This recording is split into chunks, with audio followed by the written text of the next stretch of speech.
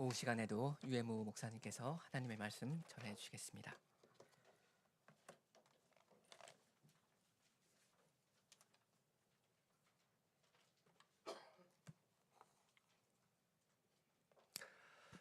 형제자매 여러분, 한국 교회의 위기는 어제 오늘의 문제만은 아닙니다.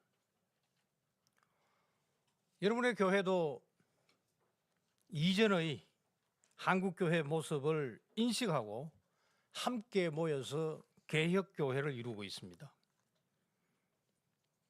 그런데 현재 최근 한국 교회 모습은 점점 몰골에 가깝습니다. 교회를 변질시키는 것이 광야를 거부하는 데서 나타납니다. 십자가를 벗어 던지고 십자가를 흉배로 삼은 십자군으로 돌변하고 있습니다. 영원히 거할 여호와의 집을 직상 낙원으로 바꾸었습니다.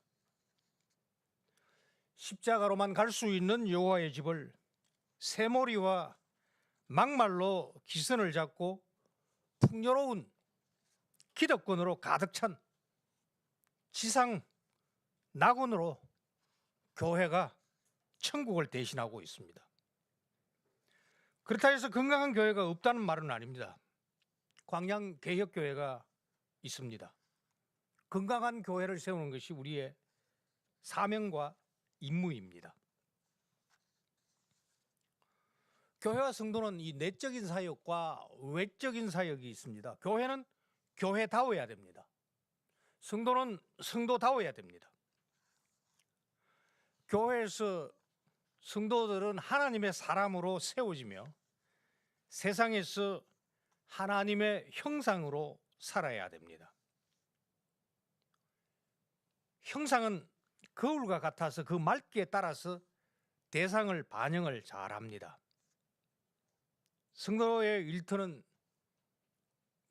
광야 같은 사망의 음침한 골짜기 세상이며 이 세상에서 삼위 하나님을 잘 반영할 때, 비추일 때, 드러낼 때 하나님의 형상으로 대외적인 삶을 수행합니다.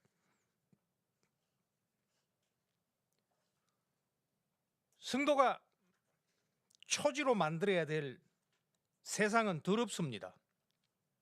마가복음 7장 20절에서 23절 말씀을 보면은 사람에게서 나오는 그것이 사람을 더럽게 하느니라. 속에서 곧 사람의 마음에서 나오는 것은 악한 생각과 음란과 도둑질과 살인과 간음과 탐욕과 악독과 속임과 음탕과 흘기는 눈과 회방과 교만과 광패니 이 모든 악한 것이 다 속에서 나와 사람을 더럽히니라. 예수님의 말씀입니다.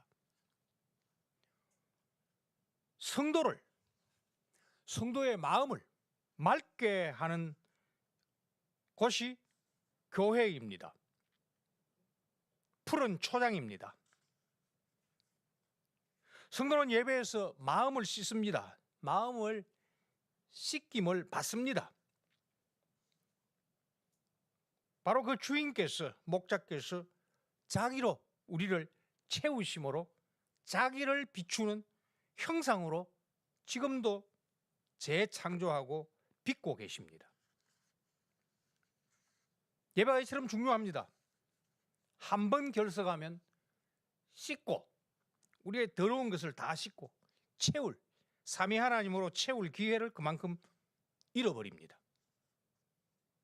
무엇으로 씻죠? 그리스도의 보혈이죠. 그것은 바로 말씀입니다. 말씀은 살아있습니다. 운동력이 있습니다. 좌우의 날선 어떤 검보다 예리하여서 혼과 영과 관절과 골수를 찔러 쪼개기까지 하며 또 마음의 생각과 뜻을 감찰하나니.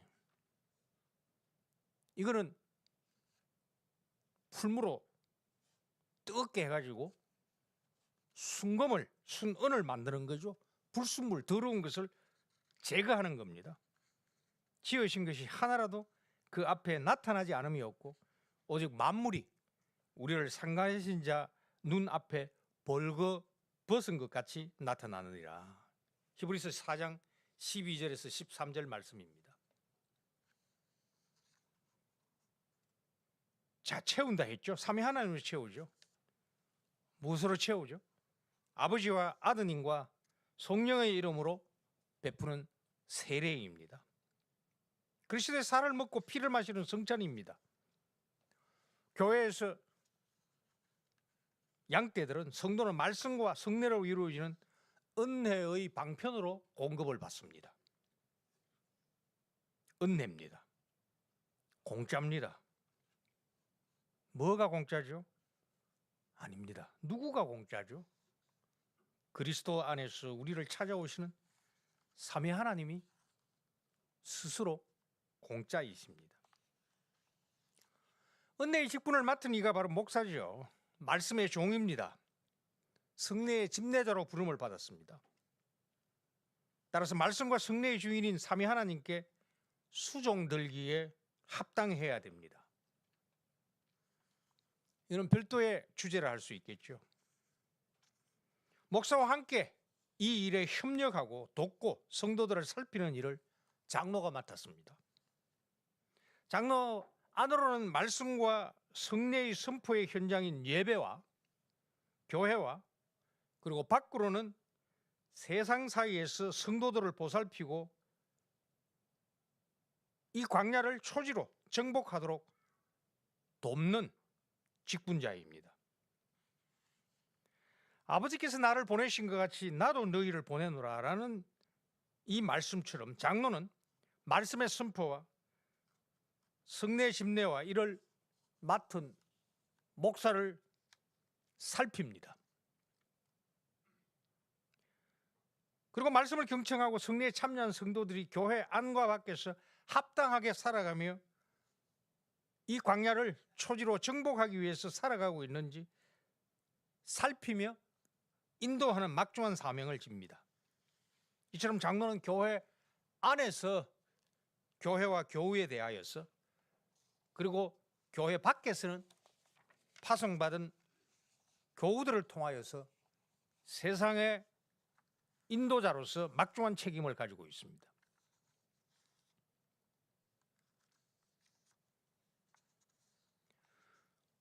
웨스트민스터 고백서 이 8장 1절을 보면 하나님께서 영원한 목적으로 자기 독생자 주 예수님을 자기와 사람 사이의 중보자로 선지자와 제사장과 왕으로 교회의 머리와 구주로 만물의 상속자와 세상의 심판주로 선택하고 세우시기를 기뻐하셨습니다.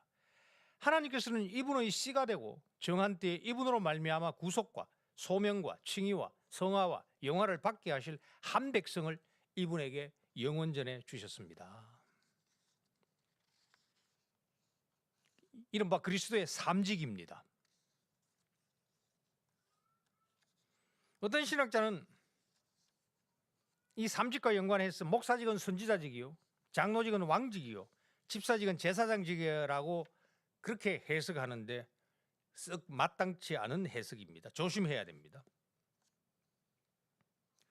하이델베르크 교리 문답은 12번째 주일 31문답에서 그리스도의 삼직을 묻고 답합니다. 그리고 32문은 그런데 당신은 왜 그리스도인이라고 불립니까? 왜냐하면 내가 믿음으로 그리스도의 지체가 되어 그분의 기름 부음에 참여하기 때문입니다. 나는 선지자로서 그분의 이름의 증인이 되며 대외적이죠. 제사장으로서 나 자신을 감사의 산 제물로 그분에게 드리고 또한 제사장으로서 이 세상에 사는 동안 자유롭고 선한 양심으로 죄와 마귀에 대항하여 싸우고 이후로는 영원히 그분과 함께 모든 피조물을 다스릴 것입니다.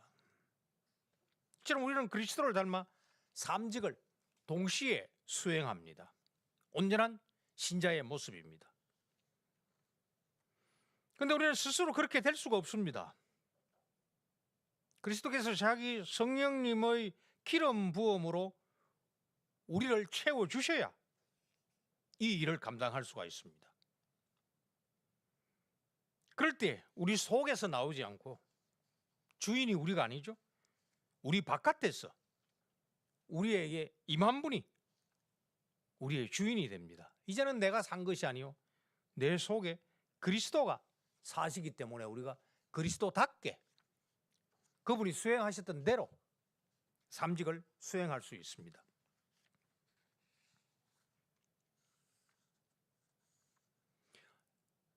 여호와 로이, 인도자입니다. 그리스도께서 완성하신 이 삼직의 중요한 특징 중에는 치다라는 말씀이 있습니다. 요한복음 21장에 나오죠. 내 양을 치라. 이 치다라는 말이 양몰이 하다라는 말입니다. 치다라는 말 속에 목자가 하는 일이 있습니다. 시편 23편이 잘 요약하고 있고 출애굽기 15장 홍해를 건너고 불렀던 찬양이죠. 근데 그 찬양 이전에는 답인데 주께서 하신 말씀은 출애굽기에 기록되어 있지 않습니다. 그 찬송 속에 보면은 이 인도하는 겁니다. 치다라는 것이 바로 인도하는 겁니다. 목자 노릇하는 겁니다. 여호와는 우리의 로이신인 부족함이 없다. 목자는 양떼가 부족함이 없도록 해야 됩니다. 그것이 바로 목자가 부름받은 소명, 천직입니다. 애국사들은 목축을 아주 가정스럽게 여겼습니다. 뜨돌이는 사기꾼이라는 것이 동서고금에 알려져 있는 사실입니다.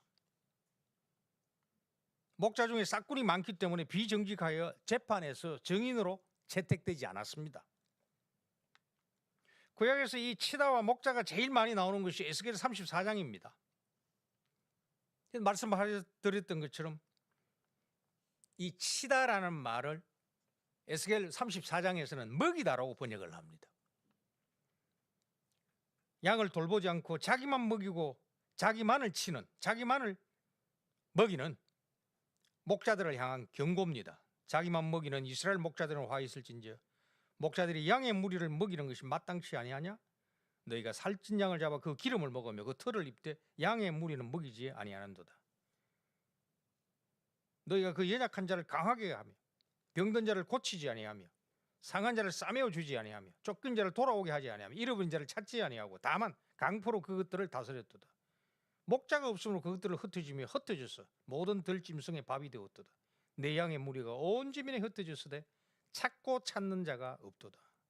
나 주 여호와가 말하노라. 내가 친히 내 양의 목자가 되어 그것들로 누워 있게 할지라. 이게 바로 쉬는 겁니다. 사바트. 화평입니다. 샬롬입니다. 우리에 누워서 아무런 위협 없이 화평을 누리고 있는 겁니다. 목자가 계시면 사망의 음침한 골짜기에서도 부족함이 없습니다. 여호와를 목자로 고백하는 것, 체험이 담긴 고백이 23편입니다. 선한 목자 예수님도 우리를 한적한 곳으로 인도하셨습니다. 그런데 그곳에 푸른 잔디가 있었습니다. 중요한 것은 목자가 함께 하심, 동행입니다.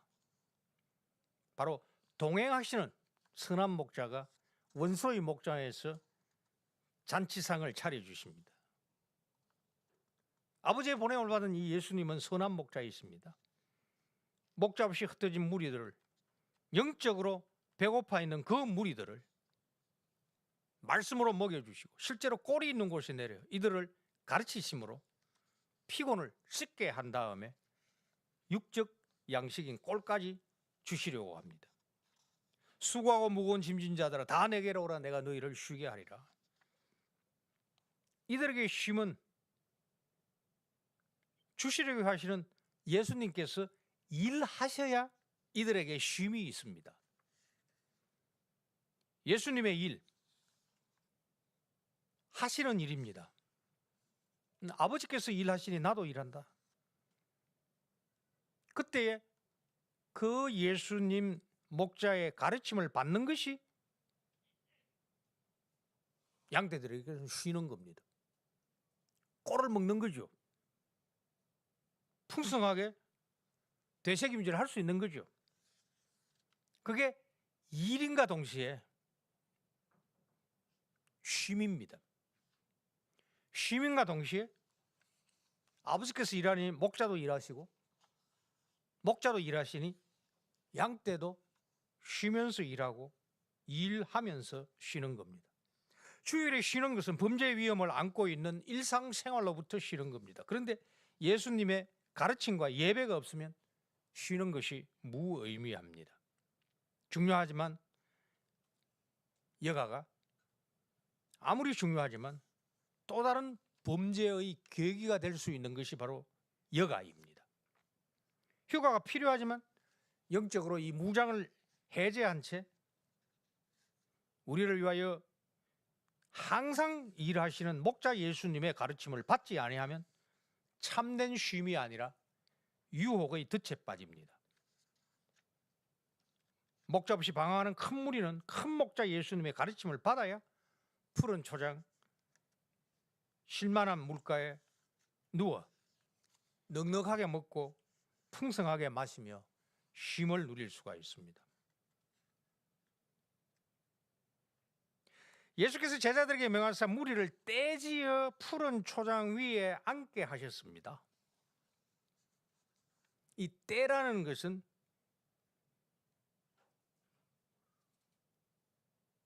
이 헬라어를 우리가 영어 형태로 알고 있습니다. 심포지움입니다. 이거는 술이 곁들여져 있는 정찬, 잔치상입니다.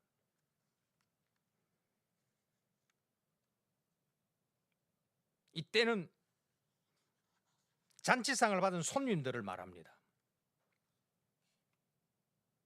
그 한산한 곳, 그 광야 같은 땅에 그 푸릇푸릇한, 그리고 햇볕 때문에 결국은 곧장 그날 시들 수밖에 없는 바로 그 자리에서 제자들이 외칩니다. 양떼 여러분, 식사 대행으로 누우십시오. 오늘을 보면은 날은 어둡고 그 한량한 곳에, 황량한 곳에 예수님의 명령을 받아 직분자로서 제자들이 외칩니다. 여러분, 잔치상이 나옵니다. 식사 대행으로 누우십시오. 앉아서 먹는 게 아니고 빈듯하게 누워가지고 한 2시간 정도 식사를 하는 거죠. 그게 이쪽 지역의 풍습입니다. 듣는 이들이 먹을 것이 없는 이 외진 곳에 식사 대행이라니 무슨 일인고 어처구니 없다 하면서 웅성거렸을 겁니다. 그러나 이들이 앉아있는 광경을 한번 생각해 보십시오. 때로 100씩 50명씩 앉게 했습니다. 동일하게 때로 번역되어 있는 이 말은 또 다른 말입니다. 모판입니다. 모종판입니다. 드론으로 이 광경을 사진을 한번 찍어 보십시오. 그 황량한 땅에 사람들이 50명, 100명씩 앉아 있습니다.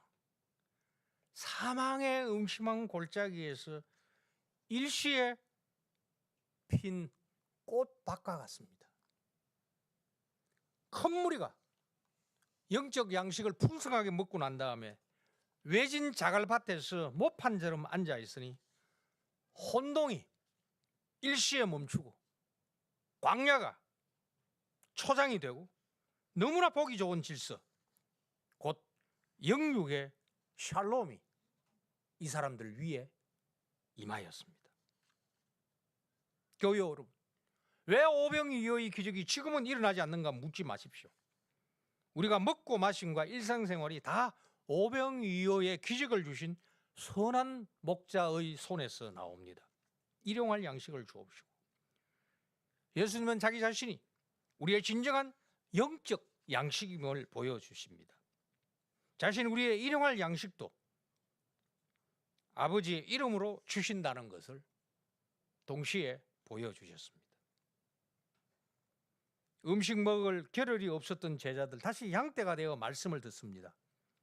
그리고 육의 양식을 나누어 주는 일의 수종듭니다. 제자들은 직접 떡을 만들 수가 없습니다. 제자들은 직접 떡을 떼줄 수가 없습니다. 항상 선한 목자, 큰 목자이신 주님의 손으로부터 받아야 목자 없이 방황하는 양떼들을 먹일 수가 있습니다. 목사와 장로도 마찬가지입니다. 자기 말을 여기에서 전할 수가 없습니다. 장로는 바로 이 목자장의 말인지 아닌지를 살펴야 됩니다. 목자장에서 나오지 아니한 것, 그분의 손에서 받지 아니하면 양떼의 음식과 음료가 없습니다. 있다면은 독약입니다. 있다면은 독이 탄 물입니다. 그게 역사를 막론하고 바로 지금 이 순간 한국 교회를 오염시키고 있습니다.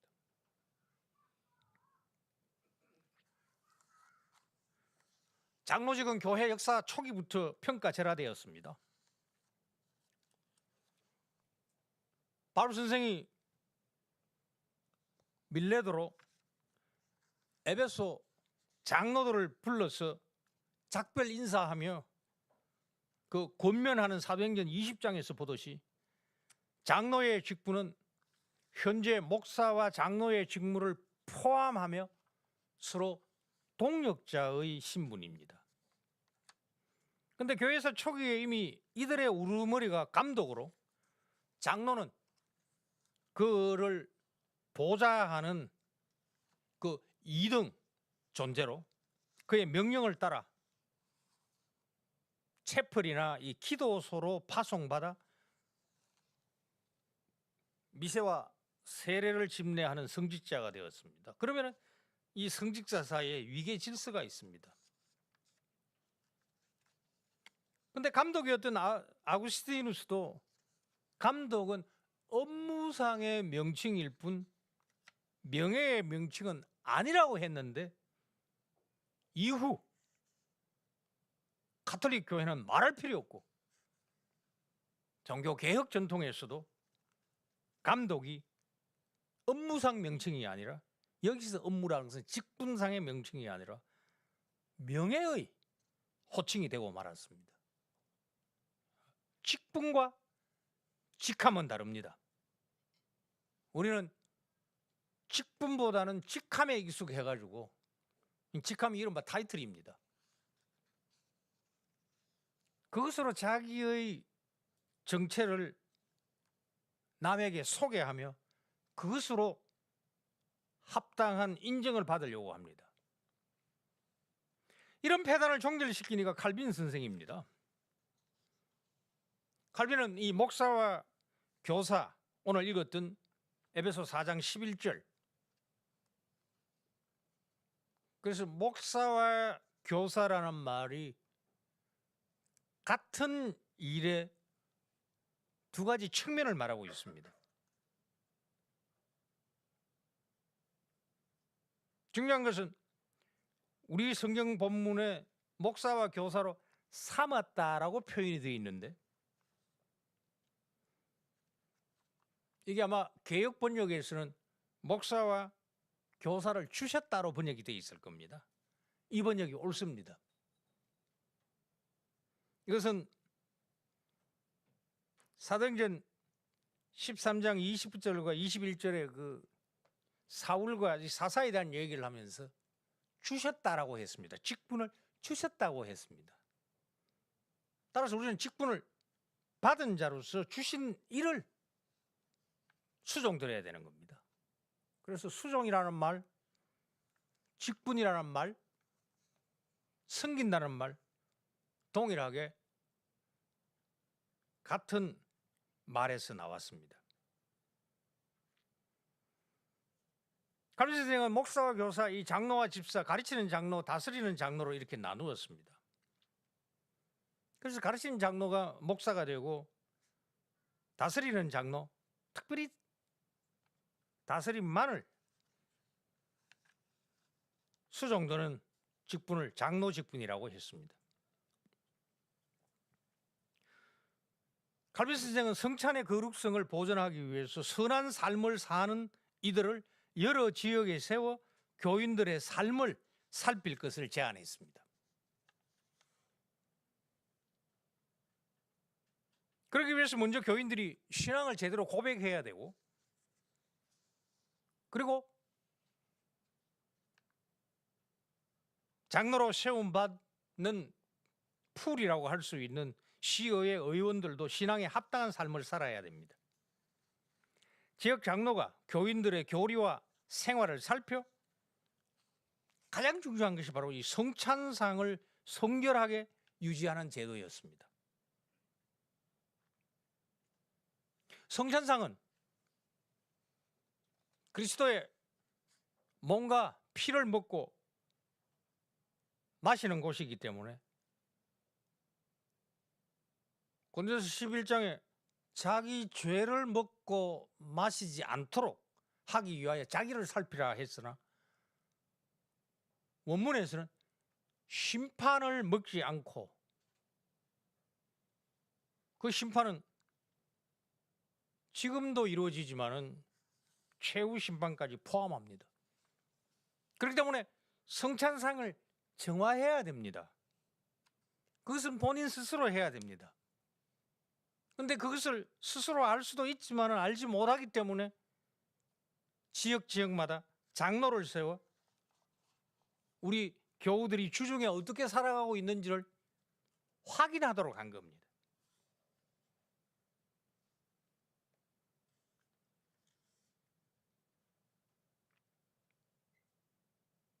칼빈이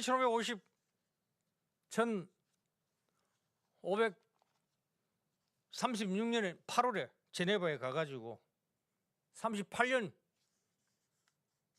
부활절에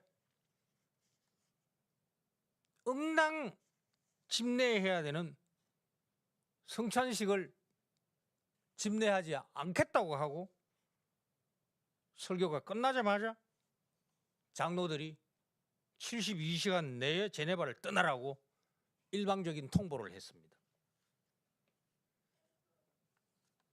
매주일 성찬을 시행하여 마땅하지만은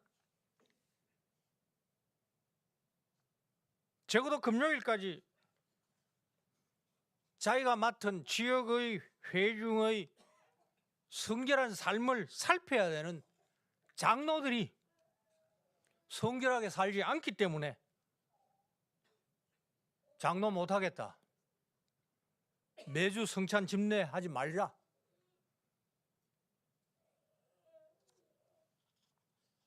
그 일을 하지 않았기 때문에 칼빈 선생이 부활절날 집례를 거부한 겁니다. 그랬더니 온갖 비난을 다 하면서 선생을 추방했습니다.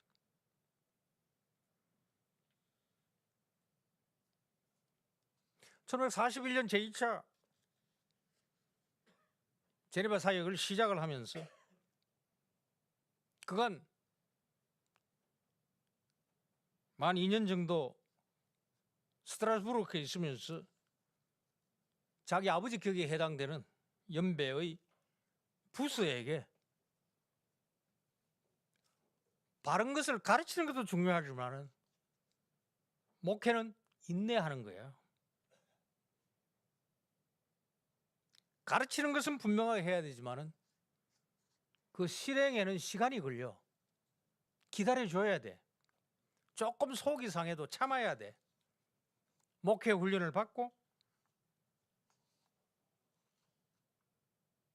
내가 하루에 1000번을 죽는 한이 있어라도 제네바에 가가지고 한 번은 죽기 싫다고 악담에 가까운 얘기를 했던 칼빈 선생이 다시 돌아오면서 매주 성찬하자는 얘기를 하지 않았습니다. 그러나 끝까지 매주 성찬 시행해야 된다는 주장은 1559년 자기 죽기 한 14,000년 전에 나온 기독교 강요 최종판에서 그 입장을 끝까지 고수했습니다. 그런데 옆에 있는 취리의 즈빙글리가 이미 즈빙글리는 1531년에 죽었습니다만은 1년에 4차례 하니까 분기별로 우리 제네바도 그렇게 따라자 해가지고 그렇게 해가지고 한국까지 와서 분기별로 4차례 하는 것이 정착이 되었습니다. 그럼 4차례의 기준이 뭐냐? 미사가 성찬입니다. 매주 가톨릭 성당에서는 성찬이 있지만은 아무도 참가 안 합니다. 무서워가지고 성혈, 성체, 화채. 그렇기 때문에 부활절 전에는 반드시 참여하라는 강제 명령이 있어가지고 1년에 한 차례 정도 하고 많이 참석하는 사람이 3차례 내지 4차례 하니까 즈빙글리가 그럼 우리 4차례 하자를 만들어진 거예요. 매주 성찬을 해야 된다는 거죠. 이를 위해서 부모는 자녀들에게 성경 요약인 교리 교육서를 잘 가르쳐야 되고 아이들은 연중 특정한 시기에 목사에게 금사를 받고 배워야 했습니다. 또 시편, 찬송을 회중 찬송으로 채택하자. 이것은 바로 제네바 도시를 개혁하기 위한 기본적인 작업이었는데 그것이 입법을 통하여서 제도적으로 하려고 한 것이 아니라 예배를 개혁한 겁니다. 본인은 스스로 하나님 말씀을 전합니다. 장로는 그 말씀을 살필 뿐만 아니라 교우들이 실천하는지를 살피고 특별히 성찬상의 순결성을 지키는 방식으로 제네바를 거룩한 도시로 만들었던 겁니다.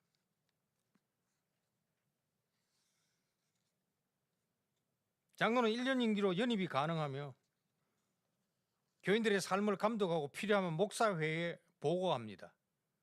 목사와 장로는 목요일마다 모여서 교인들의 삶이 말씀에 기초하여 실천되고 있는지를 한마디로 매 목요일마다 당회를 한 겁니다. 그 당회에 중요한 것이 재정 문제가 아닙니다. 뭐 선교 어떻게 할까 그 문제도 아니고요. 말씀의 가르침, 그 은혜의 첫 방편으로서의 그 말씀이 칼빈 입에서 제대로 나오는지, 교인들이 제대로 깨닫고 실천하고 있는지, 특별히 교인의 아들들, 다음 세대의 교인인 이 어린아이들이 말씀을 이해하고 실천하고 있는지, 가정에서 말씀을 복습하고 있는지 부모가.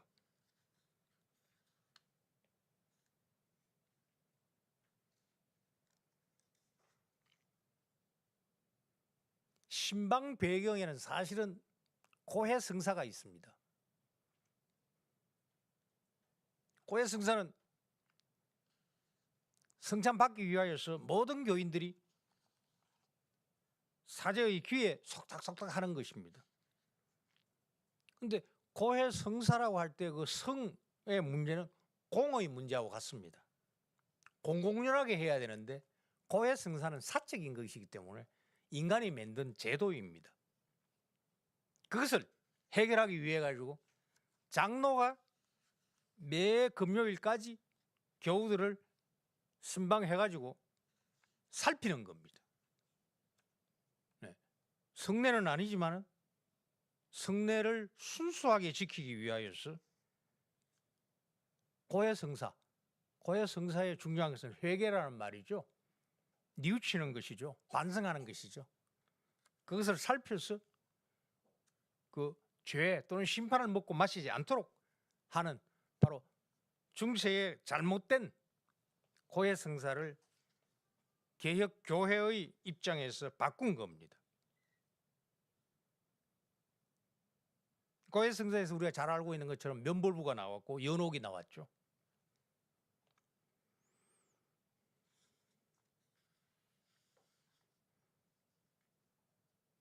루테 선생은 말씀 성례 다음에 고해 성사를 세 번째 은혜의 방편으로 봤습니다. 근데 칼빈은 대담하게 아버지 버린 루터의 입장을 동의하지 않고 신방으로 고해 성사를 대신한 겁니다.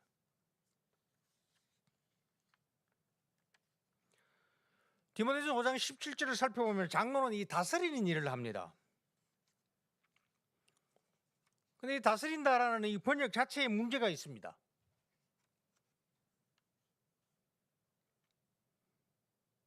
다스린다라고 번역되어 있는 신약이니까 헬라어죠. 두 가지 헬라어 단어가 있는데 단어가 다르지만 뜻은 꼭 같습니다. 앞장선다라는 말입니다. 인도한다는 말입니다.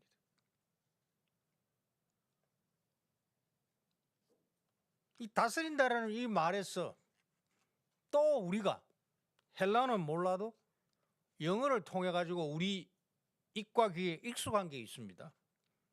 헤게몬이라는 말입니다. 그 헤게몬이라는 말은 뭐냐면 앞장선다, 선두에 선다라는 뜻입니다. 그게 바로 유세 부린다라는 뜻으로 와전된 겁니다. 거기에는 섬김이 없습니다. 거기에는 정탐하는 수고가 없습니다. 그 양떼들은 평안히 쉬고 목자는 불침번을 씁니다. 목사는 먼저 정탐을 합니다. 지형을 정탐을 합니다. 악한 짐승이 없는지를 살핍니다. 그것만 빼고 앞장서니까 기득권, 유세, 직함이 난무한 겁니다. 그게 한국 교회 안에 들어왔습니다. 섬김이 없는 앞장서는 것은 그 교권의 부패를 뜻하고 있습니다.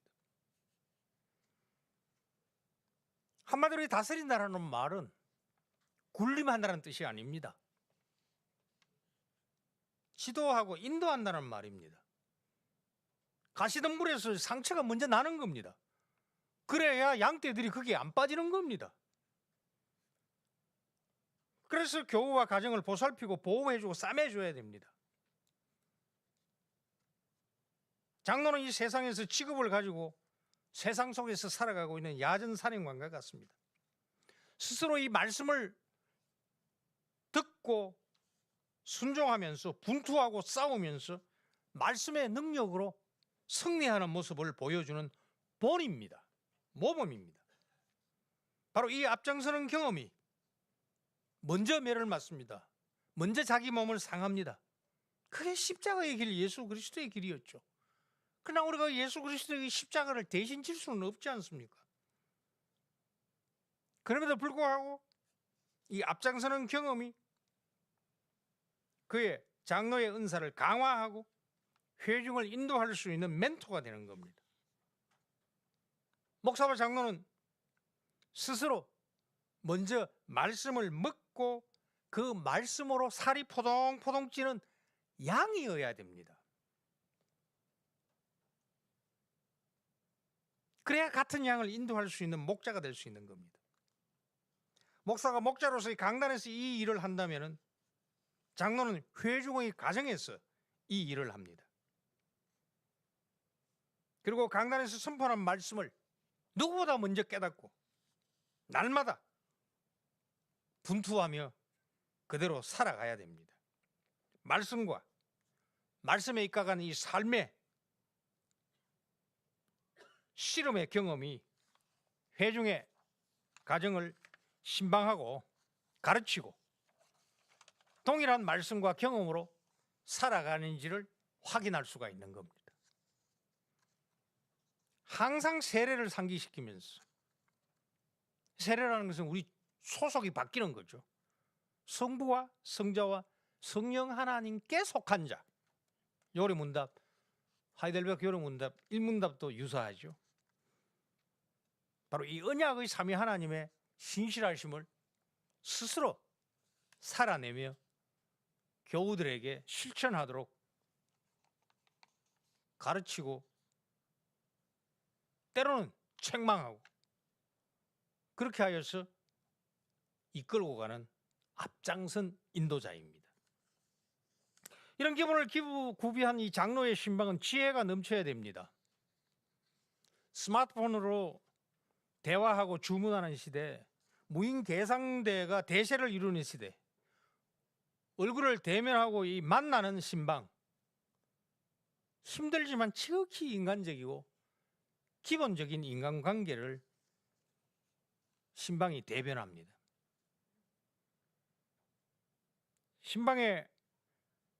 신방을 받는 가정과 가족들의 얼굴이 밝아지고 마음이 열리는 신방이 되어야 됩니다. 장로는 결코 유세 부려서 안 됩니다. 그러면 신방이 받는 이에게 힘이 됩니다. 입이 열리지 않습니다. 말씀과 기도는 간단하게 해야 되지 굳이 바로 할 필요는 없습니다.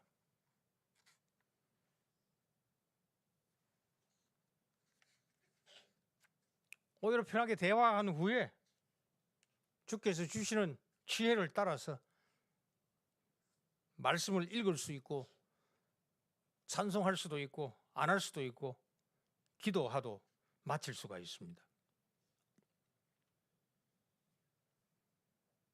그 주일 또는 이전 주일 또는 그 가정의 형편에 맞게 이 강단에서 선포된 이 말씀을 그냥 반복해도 좋습니다. 목사의 말씀 선포가 어떻게 보면 지금도 이 일방적이죠. 그러나 설교에 해당되는 헬라어는 대화입니다. 대화. 성령께서 계시기 때문이죠. 일방적인 것 같지만은 말씀으로 지금 교제하고 있는 거죠. 그러나 그것이 더 구체적으로 신방에서 목사가 선포하는 그 말씀이 어떻게 이해되었는지, 어떻게 덜 이해되었는지, 무엇이 더 필요한지, 자녀들에게 잘 가르치는지를 살펴야 되는 것이죠. 따라서 획일적인 신방 방식이라는 것은 없습니다. 신문하거나 취조하듯이 특별히 자녀들을 대해서는 안 됩니다. 선입견이나 선판단을 따라 질문하거나 답을 강요하지도 말아야 됩니다. 그럴 경우 자녀들이 성인이 되고 부모의 설화를 떠나면은 말씀을 거역할 가능성이 많아집니다.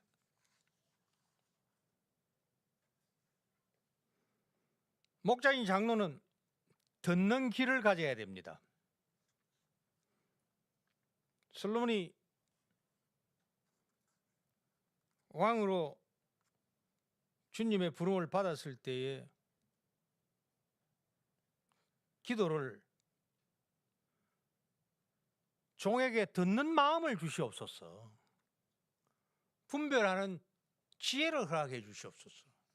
네가 금과 은을 구하지 않고 듣는 마음과 지혜를 구하였으니 내가 은과 금도 더하여 주겠다. 그렇게 말씀했습니다. 하나님 나라를, 의를 구하라.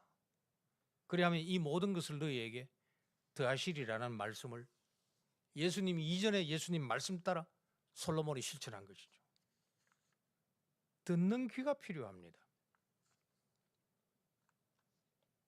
말을 많이 하면 안 됩니다. 장로가 들어줘야 됩니다. 그러면 때가 되면 장로가 말을 할 기회가 있습니다. 그렇지 아니하면 권위주의적인 분위기가 조성되어 신방이 위기를 맞을 수가 있습니다.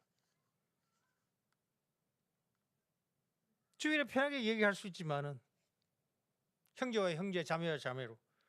근데 신방을 하면은 왠지 경직됩니다. 해당 가정의 형편을 직접 들을 수 있는 분위기를 만들어야 됩니다. 격려해야 되고 칭찬해야 됩니다. 때로는 아픔과 애로사항을 듣고 위로하며 힘을 부어줘야 됩니다. 책망을 먼저 하면 안 되겠죠. 아무리 못된 죄인이라도 칭찬받을 만한 것은 한두 개는 있습니다. 그게 도입이 되어야 되지. 선입견을 가지고 이 본문 가지고 이번에 조금 혼을 내야 되겠다. 그러면 대화가 안 되는 거죠. 교제가 안 되는 것이죠.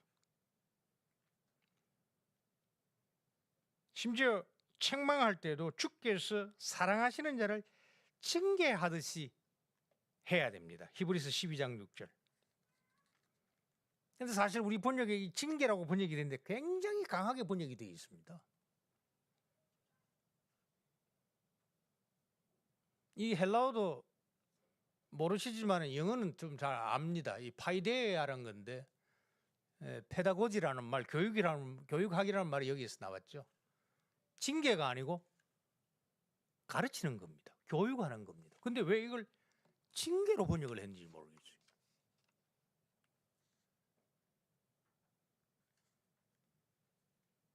장로는 외판원이 아니며 구청 직원이나 사회복지사가 아닙니다. 우리 유일한 목자요 감독이신 그리스도의 파송을 받은 직분자입니다. 베드로전서 2장 25절. 신방으로 장로는 강단과 세상을 연결합니다. 신방으로 장로는 치리회와 목사를 회중과 연결합니다. 이것이 오늘 읽은 에베소 4장 16절에 나와 있습니다. 온몸이 각 마디를 통하여 도움을 받음으로 연결되고, 이 단절된 교회가 굉장히 많습니다. 그 단절된 교회의 정상은 잘 드러나지 않지만은 우리 뭔가 비교하자면은 질병이 일어날 때에 고질병이라는 것이 노출됩니다. 그러면 고칠 수가 없습니다. 소통돼야 됩니다. 결합돼야 됩니다. 각 지체의 분량대로 역사하여 그 몸을 자라게 하며 사랑 안에서 스스로 세우느니라. 이 세운다라는 말이 굉장히 중요합니다. 조금 이따가 말씀드리겠습니다. 이렇게 강단에서 선포되는 말씀과 교리가 회중에게 잘 전달되어 뿌리를 내리는지, 그대로 세상 가운데서, 이 광야 가운데서 사망의 음침한 골짜기를 살아갈 힘을 얻는지, 그래서 이 땅에서 공의와 정의를 실천하는지, 때로는 고난 가운데 외톨이가 되어 힘들어하는지, 그것으로 인하여서 가족관계에 때로는 경제적으로 어려움은 없는지 살피는 겁니다.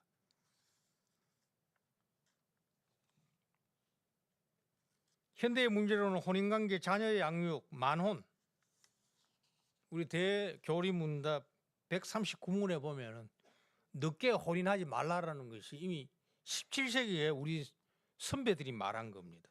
아주 중요한 주제입니다. 필요하면 재정적인 문제를 겪는 이 가정일 경우 집사가 동행하면 좋고, 그렇지 않으면 집사에 알려가지고 이 때문에 신앙생활에 어려움이 없도록 도와줘야 됩니다.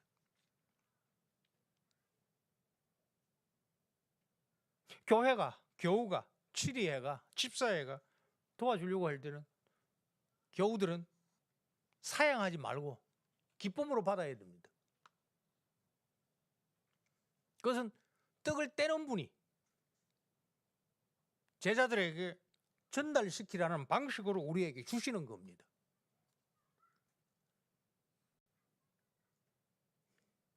거듭 성찬상에 아무 거리낌이 없이 참석할 수 있도록 해야 됩니다. 어떤 회원이라도 다른 회원의 참석에 상처받지 않게 해야 됩니다. 넓고 좁은 의미에서 장로는 가장 포괄적이고 근본적인 봉사활동입니다. 여기에 봉사라는 말은 섬김입니다. 직분과 똑같은 말이요, 수종이라는 말도 똑같은 말입니다. 이를 위하여 장로는 평소에 교우들의 동정을 잘 살피고 남녀노소 온 회중을 잘 알고 있어야 됩니다. 안녕하십니까? Good morning. 아주 통상적인 인사지만은 주일에 장로가 이 통상적인 인사로 회중에게 교우에게 하는 인사는 이미 직분적인 신방입니다. 장로는 교인들에게 먼저 인사를 해야 됩니다. 그게 우리 예배 모범에도 나옵니다. 그 예배의 부름이라는 게 있는데 우리가 예배를 시작하는 것이 아니고 우리를 예배 회중으로 불러서 예배 회중으로 세워주셨다.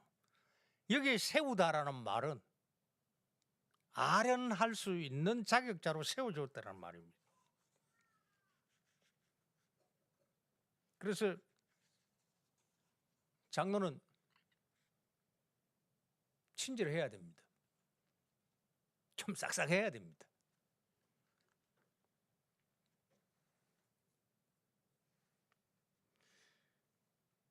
방금 읽은 4장 16절에 이 세운다라는 표현이 나오는데 이 세운다라는 이 표현은 참 밋밋한 번역입니다.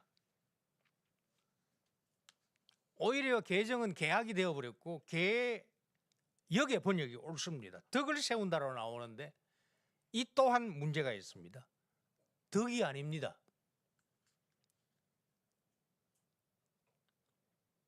여기 세운다라는 말은 건축한다는 말입니다. 집을 세운다라는 말입니다.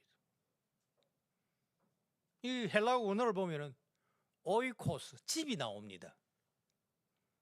그래서 집에서 하는 일이 이코노미라고 하는 것이 바로 여기서 나왔습니다. 세상은 1등만을 기억을 합니다. 그러나 예수님은 귀신 들린 자, 병들고 천대받는 인간들을 찾아오셨습니다. 신방은 겨우 각자를 삼위 하나님께서 만드시고 재창조하신 귀중한 보물이라는 것을 깨닫게 해주는 것이 신방입니다. 이것을 성경이 오늘 읽은 본문처럼 이 세우다라고 그렇게 표현을 하고 있습니다. 그래서 교회 용어에서 건덕을 세운다라고 되어 있는데 참 좋은 말인데 성경적 근거가 없습니다. 하나같이 그리스도의 몸을 세우는 겁니다. 교회를 세우는 겁니다. 그 교인을, 사람을 세우는 겁니다. 덕을 세우는 거 아니에요. 그러나 우리가 이미 정착됐으니까 빼버릴 수는 없습니다. 그럼에도 불구하고 아주 좋은 게 아까 읽었던 4장 12절을 보세요. 이는 성도를 온전하게 하여 봉사의 일을 하게 하며 그 다음에 뭐죠? 그리스도의 몸을 세우게 한다. 건덕 세우는 게 아닙니다. 이 고린도전서 12장에 보면 이 건덕이라는 말이 서너 차례 나오는데 다 빼버려야 됩니다. 그리스도의 몸을 세우는 겁니다. 교회를 세우는 겁니다. 그래서 교인을 세우는 일을 목사는 말씀으로, 장로는 신방으로 맡은 겁니다. 신방하면 직무적 비밀을 잘 지켜야 됩니다. 따라서 민감한 문제에 있어서 가능하면 회의록에 남지 않도록 가능하면 서면 보고를 지향해야 됩니다. 그렇다 해가지고 숨겨야 되는 엄밀한 죄를 덮어두자는 말이 아닙니다. 여기에 지혜가 필요하죠. 비밀도 지켜야 되죠. 병으로 말하자면 암 부위만 도려내야 되는데 비밀 안 지키면 이게 전염이 된다고요. 장로가 치유자로 부름을 받아가지고 오히려 전염시키는 완전히 정반대 일을 할 위험이 있기 때문입니다. 직분자가 이런 비밀을 이용하여 교우를 협박하거나 자기 지지 세력을 구축해서도 안 됩니다. 이게 지금 교회 안에서 비일비재하게 일어납니다. 지금 이 세상에서 일어나고 있는 일이 바로 이거 아니에요. 너 약점이 있기 때문에 지지 세력들이 지금 규합하고 있잖아요. 세상은 그래도 교회는 그렇게 해서 안 되는데 교회조차도 그렇게 한다고요. 목사가, 장로가.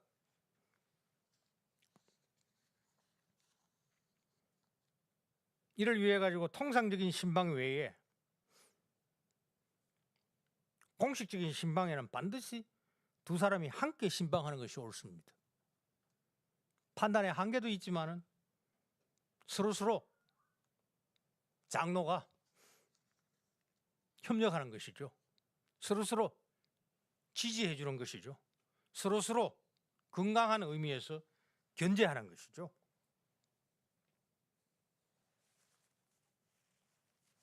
어떤 문제가 있으면 당회에 반드시 보고해야 되고 해결책을 사안에 따라서 공개적으로나 마쿠에서 구해야 됩니다. 칼빈 선생은 공개된 범죄는 공개적으로 건징해야 되고 엄밀한 범죄는 엄밀하게 건징해야 된다 했습니다. 뭐 대개 이제 그 7번째 계명하고 연관된 일인데요. 그걸 소문을 내 가지고 득볼 거는 없거든요. 소문이 났으면은 공개적으로 건징을 해야 됩니다. 근데 소문이 나지 아니할 경우에 있어 가지고는 당회가 불러서 징벌을 하고 광고를 하되 해당 죄명은 숨기는 겁니다.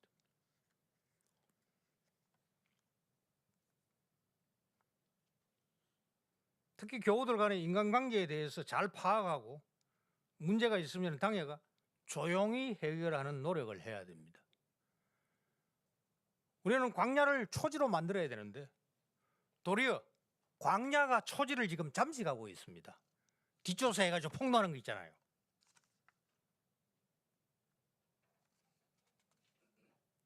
지금 정치하고 있는 사람들 가운데서 주일날 예배에 가가지고 자기 죄를 씻고 삼위 하나님으로 채웠을 법도 한데 월요일마다 정치하는 꼴을 보면은 예수쟁이가 눈에 안 보여요.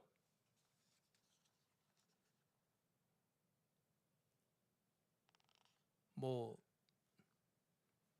이런 얘기는 죄송합니다만은 그 최상병 사건에 연루되어 있었던 그 박대령이라는 사람이 가톨릭 신자입니다. 개신교 장교나 장성, 육군 대장,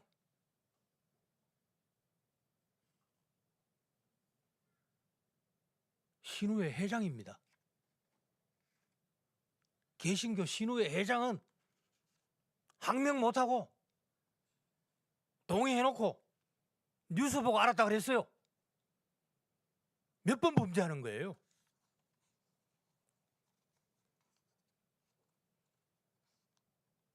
한동수라는 사람, 이 난리를 친 윤아무개가 검찰총장으로 있을 때 감찰부장했던 사람, 판사로 일 잘하고 지적재산권에 있어가지고 우리나라에서 최고로 돈 잘 버는 사람, 좀 제대로 일하기 위해 가지고 들어갔다가 총장한테 하대받고 가톨릭 신자입니다. 개신교 신자 가운데 제대로 하는 사람이 안 보여요.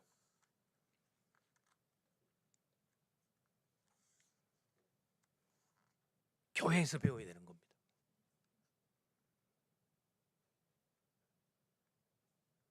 교회의 악을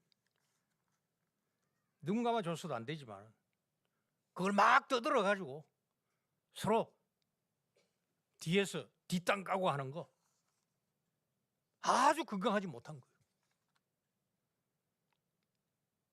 그게 말씀이 강력하게 이 강단에서 선포되어야 되고 장로가 본이 되어 가지고 잘 치유해 주지 아니하면 우리도 엿새 동안 세상에서 힘써 우리 일을 하는 것이 아니라 남 뒷조사하고 패거리 만들고 범법하는데 우두머리가 되거나 하수인 되는 거죠.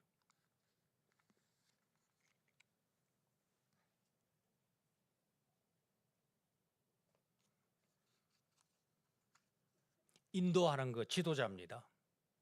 앞장서는 겁니다. 상처 많이 입습니다. 참 이 시절 참 선한 목자, 그 인도하는 자, 치는 자, 그 먹이시는 자,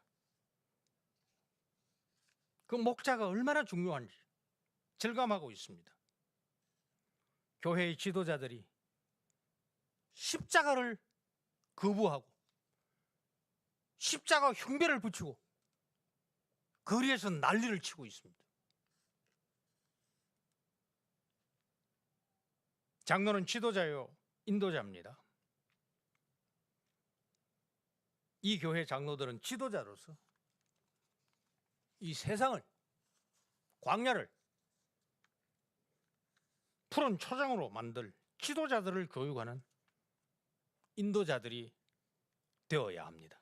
그래야 이 교회가 더욱 말씀 위에 든든히 세워지기를 간구합니다. 사도행전 9장 31절에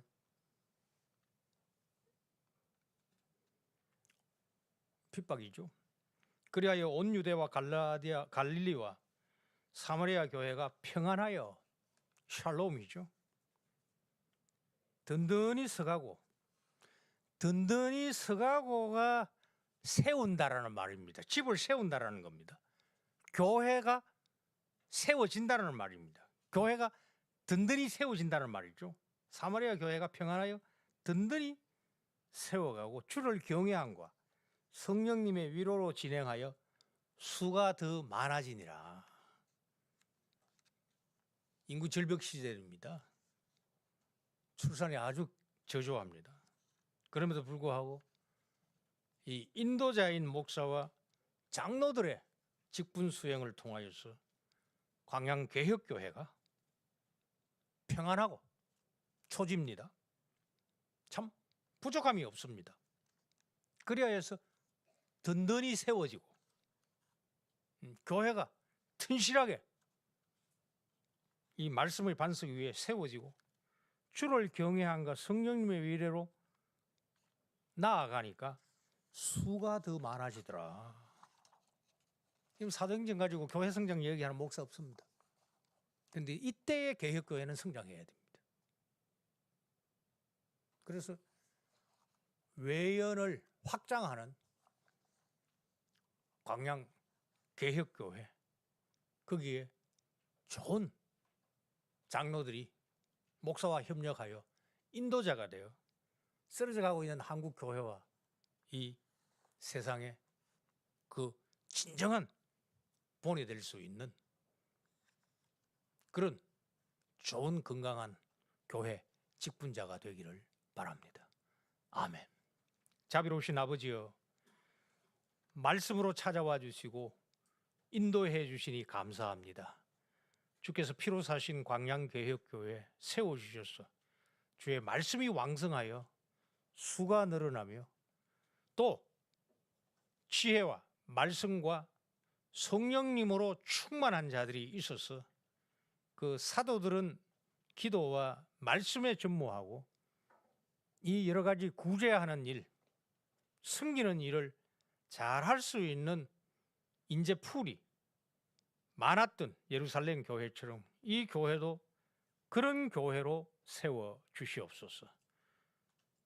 교회가 부패했습니다. 세상은 혼탁합니다. 세상을 비난할 처지에 교회가 있지 못합니다. 광양개혁교회, 말씀과 성례가 순전하게 합당하게 진행되게 하여 주시고 장로들이 이 말씀을 잘 먹고 본이 되는 양으로서 앞장서서 이 교회가 튼실하게 주님의 세움을 받는 이 땅에 빛이 되게 하여 이 땅을 고치며 한국교회의 장래를 주께서 이들에게 맡겨 주시옵소서. 예수님 이름으로 기도합니다. 아멘.